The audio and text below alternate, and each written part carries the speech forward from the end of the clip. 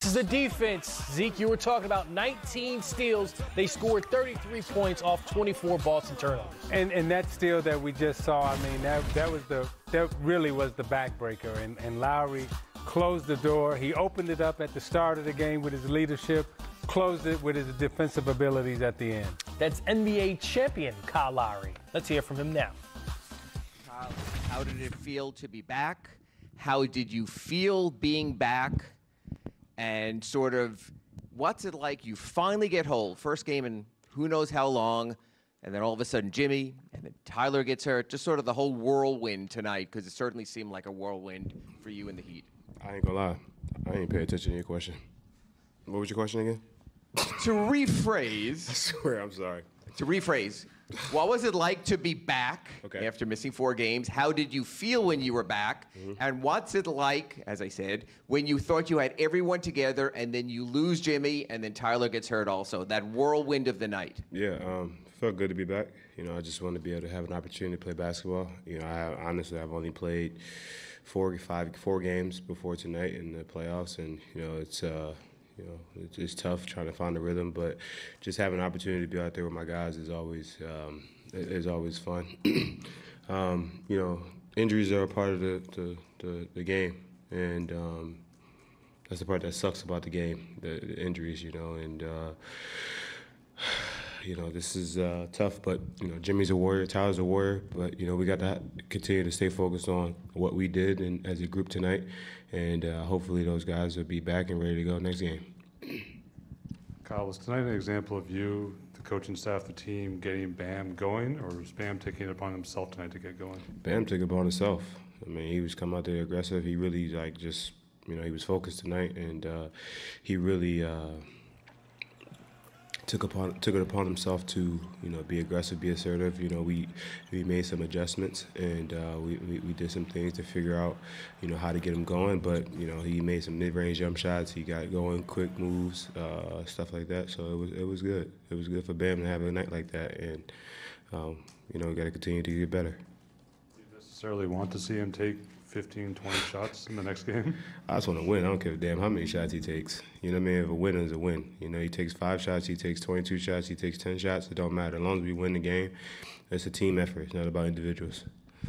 Kyle, are you feeling 100% or close to it? And how tough was it to be patient the last couple of games in terms of not wanting to re-aggravate it and sitting out and waiting till the right time? It's a good question. You want me to answer? I feel fine. I'm out here playing. This has been a process for me. It's been a long journey, with this type of injury. My training staff, our coaches, our organization, we've been on the same page and communicative with everything, team doctors. And that's the most important thing, is that we're all on the same page. And, going forward, we're going to continue to have open dialogue, open communication, and just continue to find ways to, help me be on the floor. Kyle, you didn't personally take lumps in Game 2 the way your teammates did, but Bam just gave me middle finger, y'all. They talked about wanting to come out assertive and aggressive, and what was your approach to trying to get off to a good start today? Just play the game. That team's a hell of a defensive team. They got the defensive player of the year. They have a second team all defensive guy in Robert Williams. Al Horford is a really good defender. Grant Williams is a really good defender. Tatum, Brown. They're tall. They're aggressive. But for me, it's about the pace and getting us easy looks, because trying to find some relief baskets is huge in this. In this series, and that's what got them going in the end of that half, with Tatum getting a couple layups, fast breaks, and we got to find ways to just separate ourselves a little bit and get easy buckets. Kyle, what have you noticed about Eric and the coaching staff, especially after losses in games where you need to respond the following game? What does Eric and that staff provide? You really call him Eric? Wow. Spo is awesome. I think his constant communication, his constant, upfront, always, being open and just making sure we're all on the same page.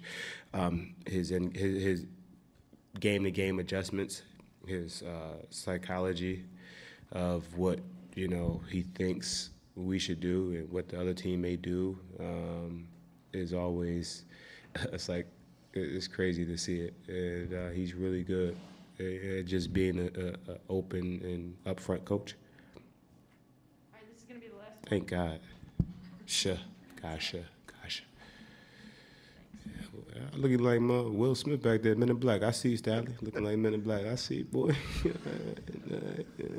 Kyle, you've been in the league a lot of years. Damn, dog. A lot. Hey, thanks. A lot of teams in a similar spot with all the injuries and the issues that you guys had to overcome might have just rolled over in that moment in the second half. What is it about this team that allows the mental toughness to keep pushing forward and close the way you guys did?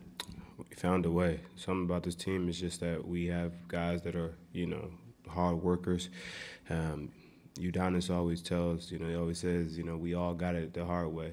All of us, a lot of undrafted guys, a lot of lower round pick guys, second round guys. We all found ways to make, this our living and found ways to, do our job at a high level and, to be here and to stay. And that's big for us. And a team like that, just got to keep going. No matter what happens, at the end of the day, if you put your heart out there and play hard, you got to be happy and you just got to live with the results, and that's what we do. Thank you, guys. Appreciate it. Have a good night. A lot of bangs and bruises in this series. Chris Haynes with an update on Jimmy Butler's knee injury. Isn't being considered serious, and there's a strong possibility doesn't cause him to miss a game. That according again to Chris Haynes. Here's Eric Spoelstra, head coach of the Miami Heat. Can you explain this wild night in like 1,000 words or less? What was it like? No, I can't. It's just, it's playoff basketball. You have two really competitive teams going at it.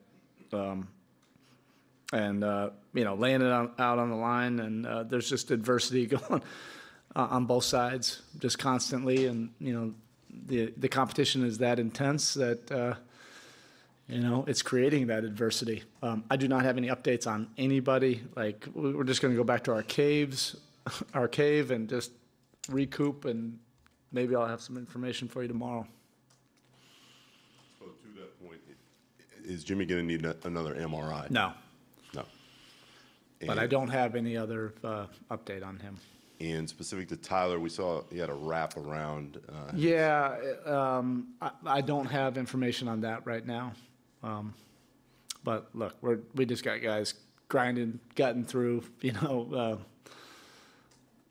This is what the playoffs is all about. Did you hold Tyler out because of the injury, or did you go with Vic as a coaching decision? A little bit of both. He felt something. I didn't even really get the extent of it. It was so loud in there. So I just went with Vic, and it was Tyler's time to come out for a quick rest anyway, and then we just went with it.